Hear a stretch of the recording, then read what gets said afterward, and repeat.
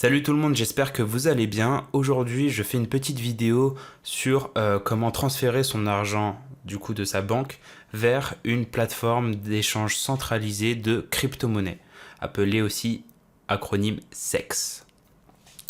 Parce que je me suis dit qu'en fait, si je faisais des tutoriels sur l'analyse de projets de crypto, mais que les gens qui regardent cette vidéo ne savent pas comment transférer leur argent de leur banque à une plateforme d'échange de crypto, ils ne pourront même pas participer ou non au projet d'achat de crypto et investir.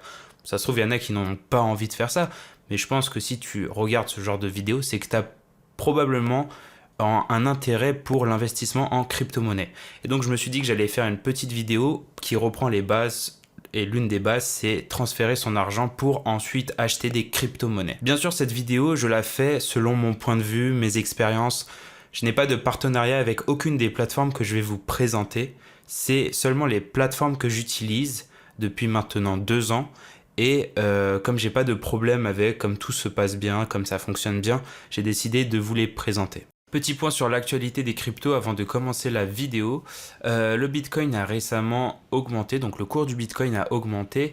Il a passé le cap des 22 000 dollars et il est actuellement à 23 466 dollars. Voilà. Attention à ne pas faire FOMO. Donc FOMO, qu'est-ce que c'est? C'est l'acronyme de Fear of Missing Out, ce qui veut dire en français que tu as peur de rater une opportunité et que tu vas te précipiter et investir dans la crypto qui est en train d'augmenter. Donc actuellement, par exemple, le Bitcoin, si on suit l'exemple dont je suis en train de parler, sauf que, hop là, c'est une feinte. Tu penses qu'il va aller to the moon, mais non, il fait juste une petite augmentation avant de replonger encore plus bas que le niveau duquel il était parti. Donc attention, attention, attention à ne pas faire FOMO. Voilà, je tiens juste à vous dire que je pense, c'est mon avis personnel, mais je pense qu'on est encore dans une configuration de marché baissier, et ce pour un petit long moment encore. Je ne sais pas quand, en fait, c'est pour ça que je dis petit ou long moment. Personne ne peut savoir quand est-ce qu'on sortira réellement de cette configuration baissière. Donc ne sautez pas sur l'occasion d'investir, de vous lancer dans l'investissement directement sur le Bitcoin lorsque vous le voyez faire un petit bond vers le haut. Voilà, fin de la parenthèse. Les plateformes que j'utilise sont au nombre de 3. Il y a Binance, Kraken et KuCoin.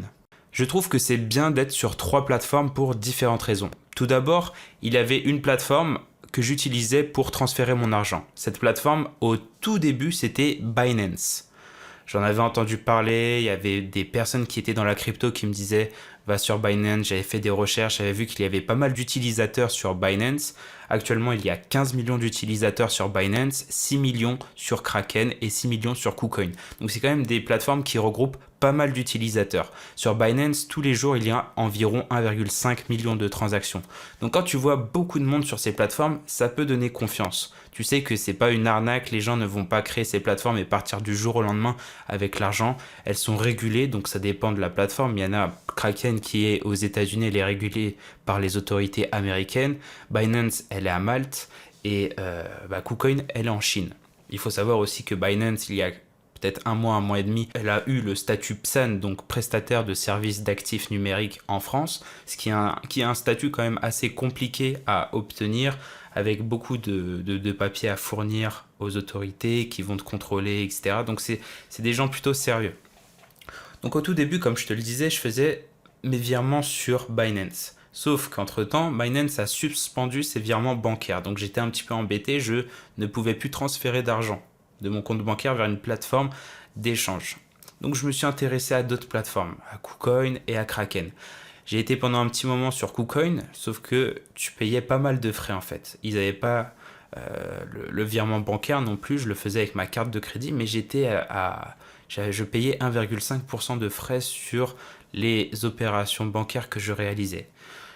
Et ensuite, à la toute fin, j'ai été sur Kraken. Et sur Kraken, c'est des virements bancaires avec 0 frais. Donc c'est cool. Franchement, à l'heure actuelle, c'est celle que j'utilise et j'aime bien. Les 3 plateformes proposent des crypto-monnaies similaires. Tu peux acheter du Bitcoin sur toutes ces plateformes. Tu peux acheter de l'Ethereum sur toutes ces plateformes. Tu peux acheter du Solana. Bref, les plus grosses crypto-monnaies sont sur toutes les plateformes. Mais il y a des disparités par rapport aux petites crypto-monnaies. Par exemple, si tu veux investir sur des jeux vidéo crypto, enfin les plus gros jeux, il n'y a pas tous les jeux, mais quelques jeux vidéo, crypto, le metaverse, des nouveaux projets en crypto en général, ça sera plus sur KuCoin. KuCoin met plus en avant des nouveaux projets de crypto. Mais ça reste des SEX, comme je te l'ai dit, des plateformes d'échange centralisées. Il faut savoir que les tout petits projets avec des market cap vraiment très très petits seront sur des plateformes décentralisées, donc ce qu'on appelle les DEX.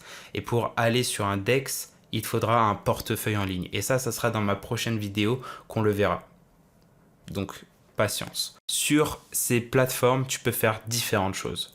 Je ferai une vidéo pour te montrer des petits trucs sympathiques sur ces différentes plateformes, comme par exemple le stacking de crypto-monnaies, enfin de stablecoin sur Binance ou même sur KuCoin ou sur Kraken.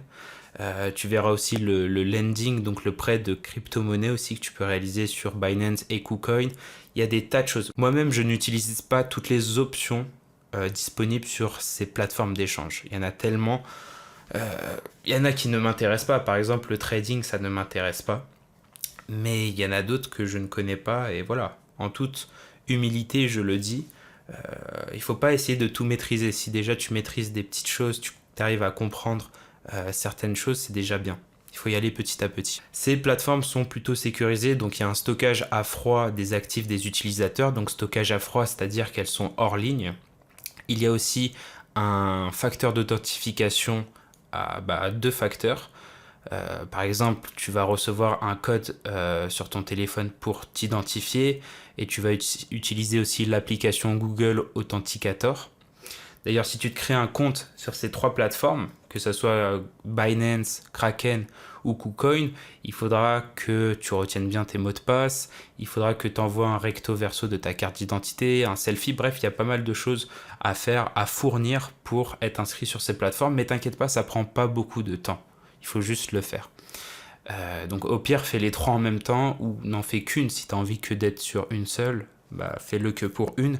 Il faudra aussi que tu envoies une facture, enfin un justificatif de domicile via une facture, un relevé de téléphone, enfin bref, tu vois ce que je veux dire. Si on prend l'exemple que tu te crées un compte sur Binance, va directement dans la sécurité, donc tu vas sur ici là où tu as ton petit bonhomme, tu descends, tu vas sur sécurité, et dans la sécurité, vraiment, essaye d'activer rapidement l'authentification à 2 facteurs parce que c'est important quand même. C'est une plateforme sur laquelle tu vas mettre de l'argent.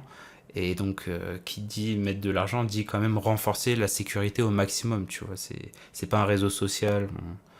C'est un truc, si tu te fais hacker, tu perds de l'argent. Donc, fais attention à la sécurité de ton compte.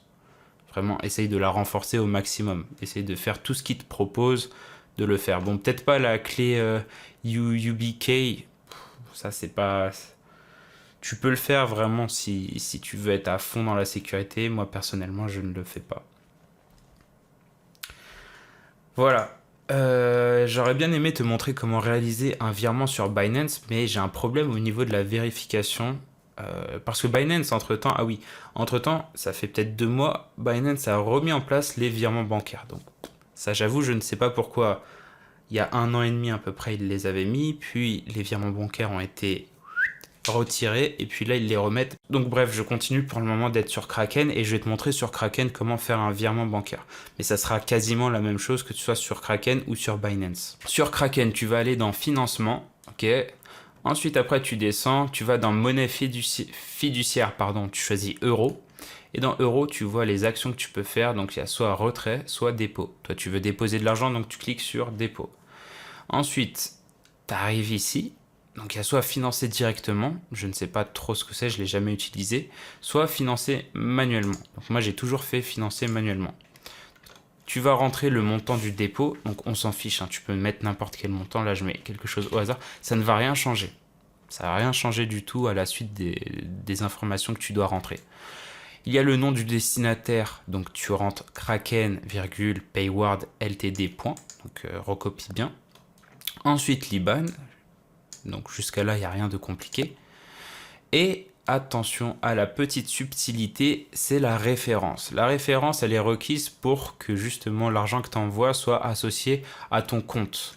Donc n'oublie surtout pas de mettre la petite référence. De toute façon, ils te mettent un point d'information, ils te mettent un petit carré jaune avec le mot requis. Tu peux pas passer à côté normalement. Donc sur ton application bancaire, moi personnellement, ça s'appelle libellé. Quand je veux écrire un petit message qui accompagne mon virement, donc dans le libellé, le petit message que tu écris, c'est la référence. Donc tu l'écris comme elle est écrite, donc en majuscule, etc., avec les chiffres et tout. J'ai caché la mienne parce que si tu mets ma référence, bah, ça va aller sur mon compte. Donc ce serait con un peu. Donc voilà, mets bien ta référence et tu te fais le virement. Tu mets le montant et t'envoies. En sachant, je te dis juste que ça peut mettre plusieurs jours. Surtout si tu le fais pendant le week-end, tes virements ne seront pas pris en compte directement. Donc si tu le fais un samedi par exemple, bah, tu peux le recevoir jusqu'à mardi ou mercredi. Mais si tu le fais lundi, bah, tu pourras le recevoir mardi ou mercredi. Bref, tu vois, ça peut mettre entre 24 ou 72 heures, sans compter le week-end. Voilà, c'est tout en tout cas pour le virement bancaire de ton compte bancaire vers une plateforme d'échange centralisée de crypto. On verra ensuite dans d'autres vidéos qu'est-ce que tu peux faire une fois que tu as reçu ton argent sur la plateforme. Voilà. Je te montrerai comment utiliser un portefeuille en ligne pour ensuite arriver sur des plateformes d'échange décentralisées. Et aussi, je te montrerai ce que tu peux faire avec l'argent sur les plateformes comme par exemple le stacking ou le prêt de crypto. J'espère que cette vidéo t'aura plu. On se revoit dans une prochaine vidéo. Ciao!